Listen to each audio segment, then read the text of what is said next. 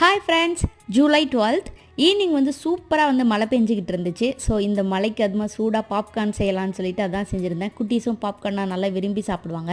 நாளைக்கு Saturday Sunday leave அப்படின்றனால இன்றைக்கி வந்து எந்த ஹோம்ஒர்க்குமே பண்ண வைக்கல. ஸோ அதனால் ஜாலியாக டிவி பார்த்துக்கிட்டே பாப்கார்ன் சாப்பிட்டுட்டு இருந்தாங்க. நான் வந்து சைட் பை சைடாக சாமியும் கும்பிட்டுட்டு எனக்கு கொஞ்சம் காஃபி போட்டு குடிச்சிட்டு மற்ற வேலையெல்லாம் பார்க்கலாமேன்னு சொல்லிட்டு மாவு வந்து அரைச்சி வச்சுட்டு இருந்தேன். ஸோ இந்த மாவு அரைச்சி வச்சிட்டோம்னா ஒரு 1 வீக் வந்து எந்த பிரச்சனையும் இல்லாமல் இருக்கலாம். கொஞ்சம் வந்து நைட்டுக்கு டின்னருக்குமே வந்து கொஞ்சம் நேற்று இருந்த மாவு பழைய மாவு இருந்துச்சு. ஸோ அதை வச்சு வந்து தோசை ஊற்றிக்கலாம் அப்படின்னு சொல்லிட்டு மதியானம் வச்ச சாம்பாரும் இருந்துச்சு. ஸோ அதையும் வந்து அட்ஜஸ்ட் பண்ணிவிட்டு கொஞ்சமாக வந்து தக்காளி சட்னி மட்டும் ரெடி பண்ணிக்கலாமேன்னு சொல்லிட்டு அதுதான் வந்து ரெடி பண்ணிக்கிட்டு இருந்தேன். ரொம்பவே டே வந்து ப்ரொடக்டிவாக தான் அன்றைக்கி ஈவினிங் போய்கிட்டு இருந்துச்சு. மழை பெஞ்சாவே ரொம்ப ஜாலியாகிடும்.